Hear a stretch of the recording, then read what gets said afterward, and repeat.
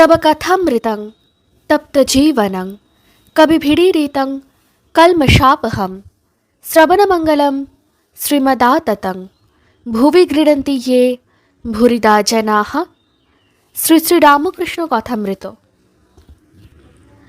দক্ষিণেশ্বর মন্দিরে ভক্ত সঙ্গে শ্রী রামকৃষ্ণ।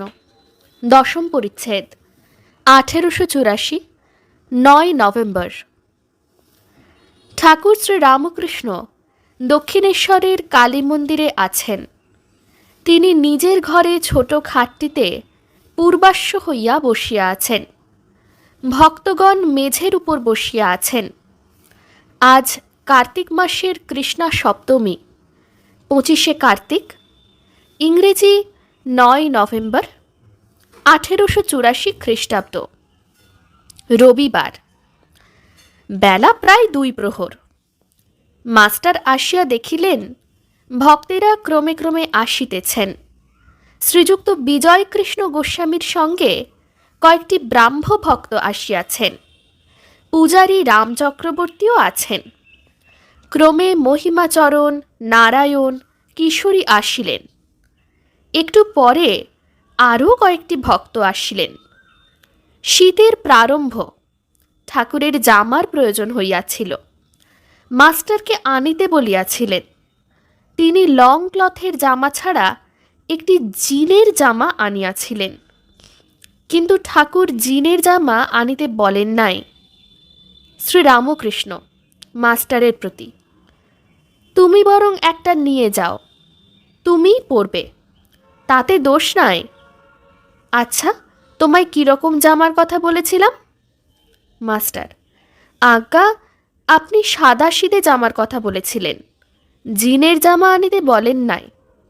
শ্রী রামকৃষ্ণ, তবে জিনেরটাই ফিরিয়ে নিয়ে যাও। বিজয় আদির প্রতি, দেখো, দারিকবাবু বনাত দিছিল, আবার খোট্টারাও আনলে, নিলাম না। ঠাকুর আরও কি বলিতে যাইতেছিলেন, এমন সময় বিজয় কথা কহিলেন। বিজয়, আজ্ঞা, তা বই কি, যা দরকার কাজেই নিতে হয়। একজনের তো দিতেই হবে, মানুষ ছাড়া আর কে দেবে? শ্রী রামকৃষ্ণ, দেবার সেই ঈশ্বর। শাশুড়ি বললে, আহা বৌমা, সকলেরই সেবা করবার লোক আছে, তোমার কেউ পা টিপে দিত, বেশ হতো। বউ বললে, ওগো, আমার পা হরি টিপবেন, আমার কারুকে দরকার নাই। সে ভক্তিভাবে ওই কথা বললে। একজন ফকির আকবর শাহর কাছে কিছু টাকা আনতে গিয়েছিল। বাদশাহ তখন নমাজ পড়ছে আর বলছে, হে খোদা, আমায় ধন দাও, দৌলত দাও। ফকির তখন চলে আসবার উপক্রম করলে, কিন্তু আকবর শাহ তাকে বসতে ইশারা করলেন। নমাজের পর জিজ্ঞাসা করলেন, তুমি কেন চলে যাচ্ছিলে? সে বললে, আপনিই বলছিলেন ধন দাও, দৌলত দাও, তাই ভাবলাম যদি চাইতে হয় ভিখারির কাছে কেন, খোদার কাছেই চাইব। বিজয়, গয়াতে সাধু দেখেছিলাম, নিজের চেষ্টা নাই। একদিন ভক্তদের খাওয়াবার ইচ্ছা হলো, দেখি কোথা থেকে মাথায় করে ময়দা ঘি এসে পড়ল, ফলটলও এলো। শ্রী রামকৃষ্ণ বিজয় আদির প্রতি, সাধুর 3 শ্রেণী, উত্তম, মধ্যম, অধম। উত্তম যারা খাবার জন্য চেষ্টা করেন না, মধ্যম ও অধম যেমন দণ্ডি ফন্ডি। মধ্যম তারা নম নারায়ণ বলে দাঁড়ায়, যারা অধম তারা না দিলে ঝগড়া করে। সকলের হাস্য। উত্তম শ্রেণীর সাধুর অজগর বৃত্তি, বসে খাওয়া পাবে, অজগর নড়ে না। একটি ছোকরা সাধু বাল ব্রহ্মচারী ভিক্ষা করতে গিয়েছিল। একটি মেয়ে এসে ভিক্ষা দিলে, তার বক্ষে স্তন দেখে সাধু মনে করলে বুকে ফোঁড়া হয়েছে, তাই জিজ্ঞাসা করলে। পরে বাড়ির গিন্নিরা বুঝিয়ে দিলে যে ওর গর্ভে ছেলে হবে বলে ঈশ্বর স্তনেতে দুগ্ধ দিবেন, তাই ঈশ্বর আগে থাকতে তার বন্দোবস্ত করছেন। এই কথা শুনে ছোকরা সাধুটি অবাক। তখন সে বললে, তবে আমার ভিক্ষা করবার দরকার নেই, আমার জন্যও খাবার আছে। ভক্তেরা কেহ কেহ মনে করিতেছেন, তবে আমাদেরও তো চেষ্টা না করলে হয়। শ্রীরামকৃষ্ণ, যার মনে আছে চেষ্টা দরকার, তার চেষ্টা করতেই হবে। বিজয়, ভক্তমালে একটি বেশ গল্প আছে। শ্রীরামকৃষ্ণ, তুমি বলো না। বিজয়, আপনিই বলুন না। শ্রীরামকৃষ্ণ, না, তুমিই বলো, আমারও তো মনে নাই।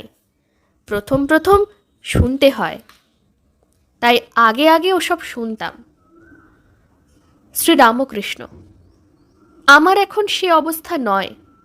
হনুমান বলেছিল, আমি তিথি নক্ষত্র জানি না, এক রাম চিন্তা করি। চাতক চায় কেবল ফটিক জল, পিপাসায় প্রাণ যায়, উঁচু হয়ে আকাশের জল পান করতে চায়। গঙ্গা যমুনা 7 সমুদ্র জলে পূর্ণ, সে কিন্তু পৃথিবীর জল খাবে না। রাম লক্ষ্মণ পম্পা সরোবরে গিয়েছেন। লক্ষ্মণ দেখিলেন একটি কাক ব্যাকুল হয়ে বারবার জল খেতে যায়, কিন্তু খায় না।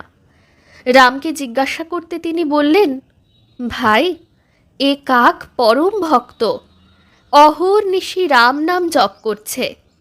এদিকে জল তৃষ্ণায় ছাতি ফেটে যাচ্ছে, কিন্তু খেতে পারছে না।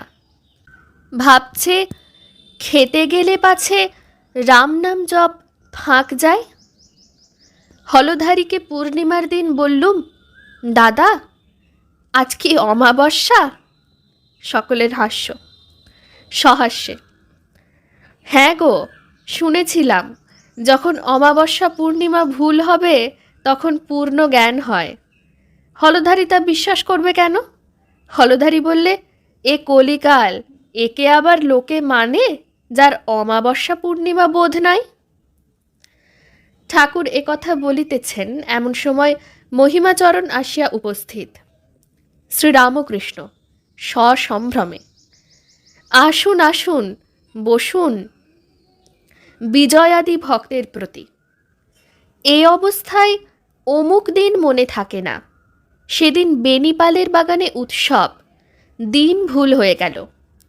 অমুক দিন সংক্রান্তি, ভালো করে হরিনাম করব, এসব আর ঠিক থাকে না। কিয়ৎক্ষণ চিন্তার পর তবে অমুক আসবে বললে মনে থাকে। ঈশ্বরে 16 আনা মন গেলে এই অবস্থা। রাম জিজ্ঞাসা করলেন, হনুমান, তুমি সীতার সংবাদ এনেছ, কি রূপ তাকে দেখে এলে আমায় বলো। হনুমান বললে, রাম, দেখলাম সীতার শুধু শরীর পড়ে আছে, তার ভিতরে মন প্রাণ নাই। সীতার মন প্রাণ যে তিনি তোমার পাদপদ্মে সমর্পণ করেছেন, তাই শুধু শরীর পড়ে আছে। আর কাল অর্থাৎ যম আনাগোনা করছে।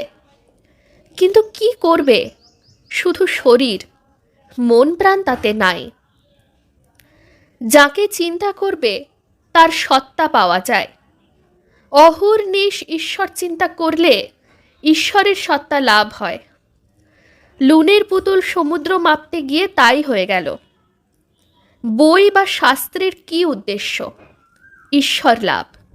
সাধুর পুঁথি একজন খুলে দেখলে প্রত্যেক পাতাতে কেবল রাম নাম লেখা আছে, আর কিছু নাই।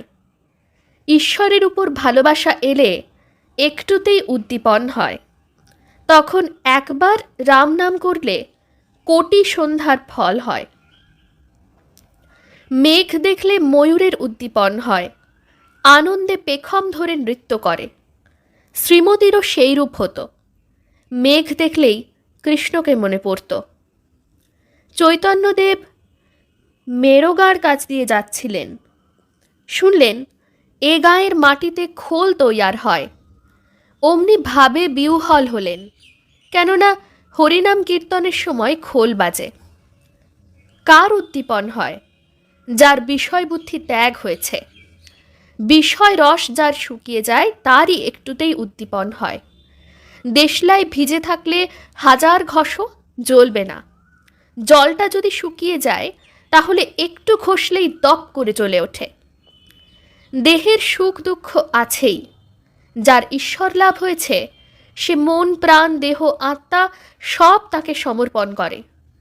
পম্পা সরোবরে স্নানের সময় রামলক্ষণ সরোবরের নিকট মাটিতে ধনুক গুঁজে রাখলেন। স্নানের পর উঠে লক্ষণ তুলে দেখেন যে ধনুক রক্তাক্ত হয়ে রয়েছে। রাম দেখে বললেন, ভাই দেখো দেখো, বোধহয় কোনো জীব হিংসা হলো। লক্ষণ মাটি খুঁড়ে দেখেন একটা বড় কোলা ব্যাগ, মুমূর্ষু অবস্থা। রাম করুণ স্বরে বলতে লাগলেন, কেন তুমি শব্দ করো নাই? আমরা তোমাকে বাঁচাবার চেষ্টা করতাম। যখন সাপে ধরে তখন তো খুব চিৎকার করো। ব্যাঙ বললে, রাম, যখন সাপে ধরে তখন আমি এই বলে চিৎকার করি, রাম রক্ষা করো, রাম রক্ষা করো। এখন দেখছি স্বয়ং রামই আমায় মারছেন, তাই চুপ করে আছি। ওং নিরঞ্জনং নিত্যম অনন্তরূপম ভক্তানুকম্পাধৃতবিগ্রহং বৈ ঈশাবতারং পরমেশমেদ্যং তং রামকৃষ্ণং শিরসা নমামঃ। শ্রীরামকৃষ্ণ अर्पणमस्तु।